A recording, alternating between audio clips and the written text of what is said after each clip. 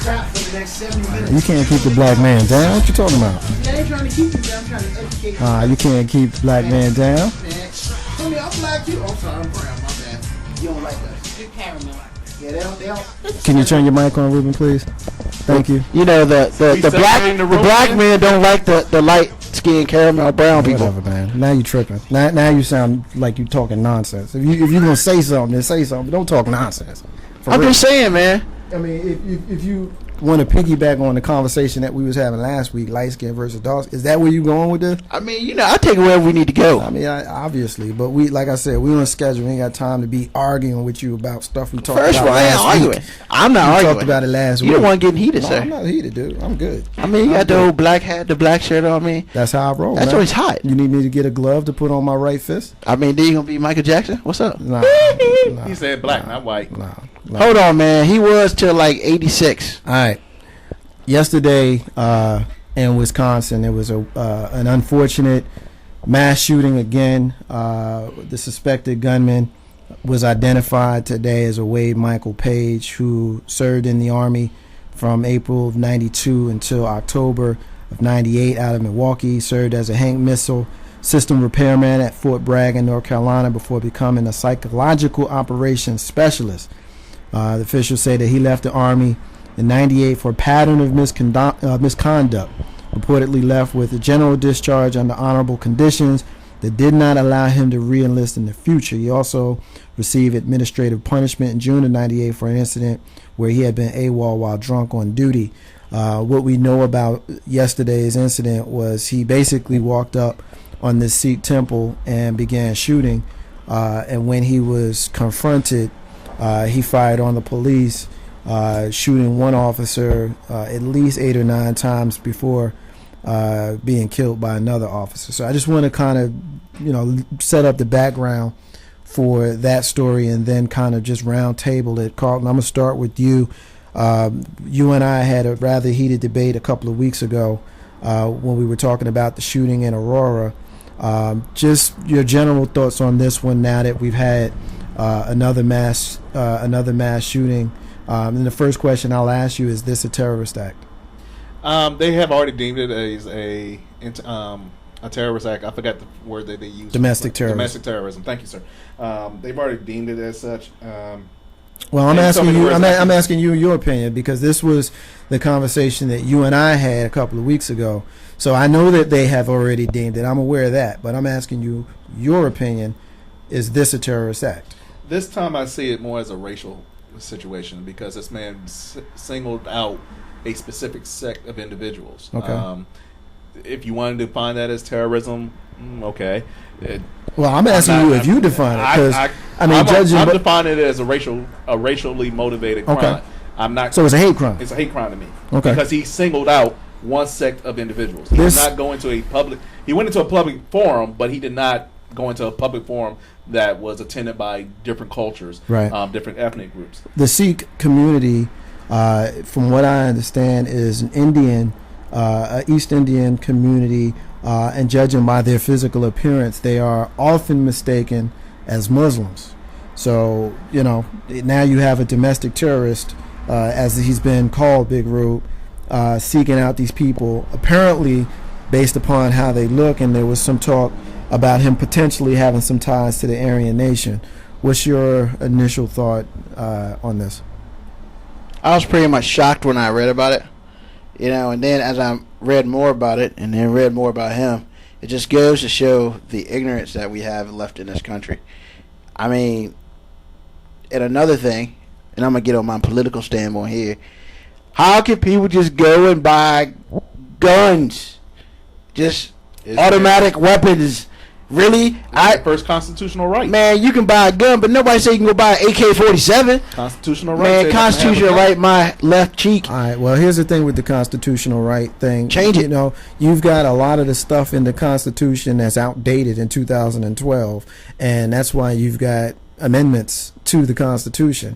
And when it was written in there for you to have the right to bear arms, it was because you was here without a police force, you was here without the FBI, you was here without any kind of protection other than yourself. Whereas now you have those things. Now, am I saying that you shouldn't have guns? No, I'm not saying that. I'm not saying that at all. Me personally, I don't like guns. I don't want them around me. You know, I just don't like guns. But I understand that as an individual in this country, you have the right to have one. But I got to go through a whole lot just to drive my car. And, you know, in my 20s, when I got tickets, I had to retest. And if I failed the test, they wasn't going to let me keep my license. You see what I'm saying? So I could get a gun easier than I can get a license. Renee? I want to piggyback off of what Ruben said is ignorance, mainly because, like you said, those people are often mistaken for Muslim people in our community.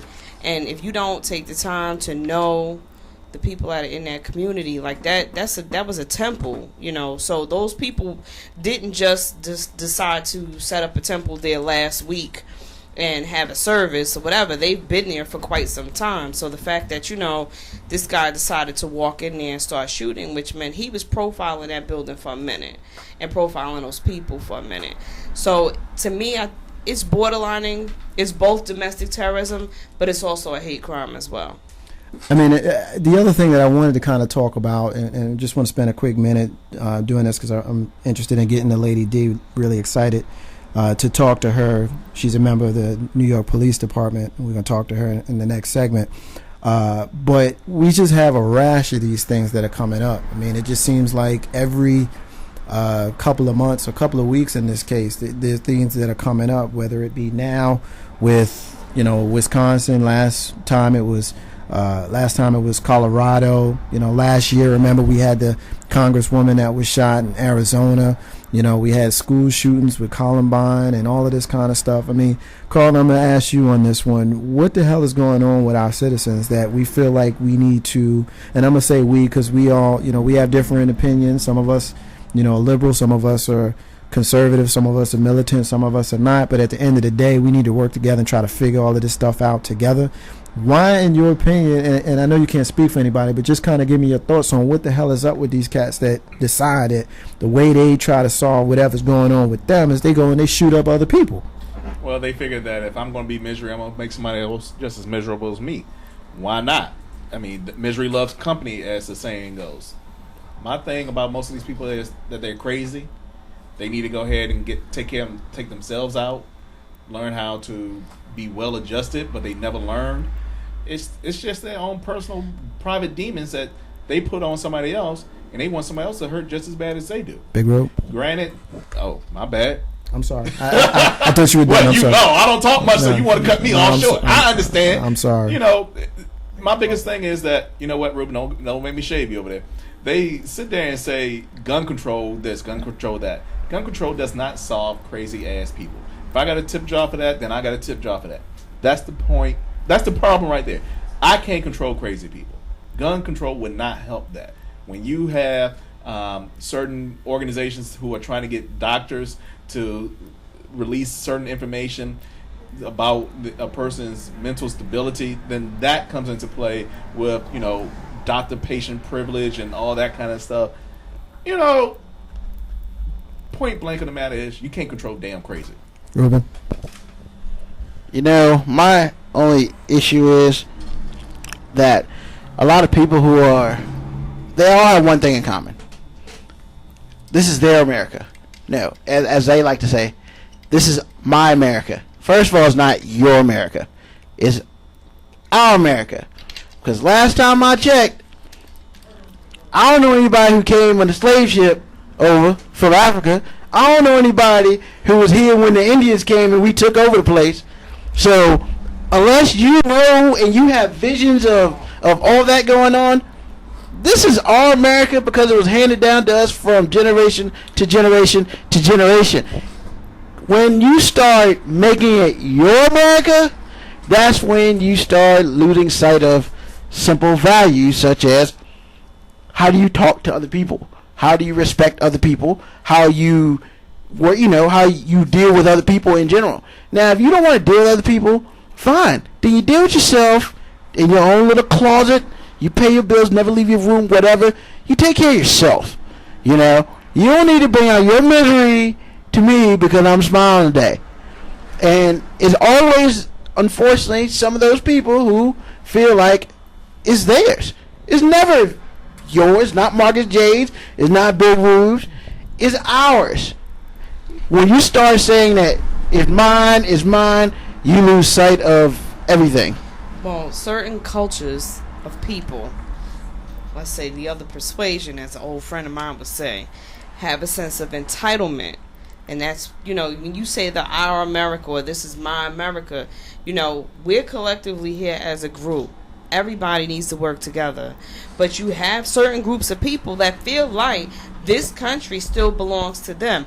Why? Because those beliefs and those behaviors were taught to them from their ancestors, from their parents, their grandparents, and the generations and stuff before that. So, is it right? Absolutely. No, it is not. It's completely wrong. However, that's all they know. And it's ignorant, it's wrong, but that's all they know. And they feel like, hey, this is mine. So I'm going to walk in the temple and guess what? You look Muslim to me, so I'm going to blow you away. And I'm going to shoot your sister and her 5 kids too.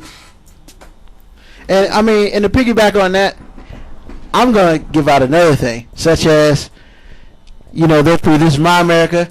I don't particularly like the term, this is my hood. I personally don't. Now, full disclosure, Big Rube never grew up in the hood. So I can't say I grew up there. You better be quiet, Banks, because you didn't either. I grew up in the suburbs. I'm not even gonna lie. I'm not even gonna lie. But it's the same type of thing. My America, my hood. How about it's ours? It's just as much as, unfortunately, my hood is yours, or fortunately, my hood is yours. It all depends. But we need to start thinking singularity and think collectively. I agree. Definitely. The points that you guys made, for the most part, I don't really have much to add to it because I think you guys hit it. Renee, I definitely agree with where you were coming from. But Ruben, I think you brought it home good with it being, kind of alluding to what I mentioned before about this. We all here together. We come from different ways, it means. But at the end of the day, we got to learn how to live with each other. Because ain't nobody going there. All that back to Africa stuff, real talk, ain't happening. Marcus Garvey tried that 100 years ago. It ain't happening. So hell no. It is what it is. Ain't no past stepping with Marcus. I don't like boats. We're going to leave it there. We're going to take a break. When we come back, Lady D from the NYPD. Marcus J. No half step. Be back in a minute. Send a jacker into a coma. Girl, you ain't on crazy like crazy bone, just tryna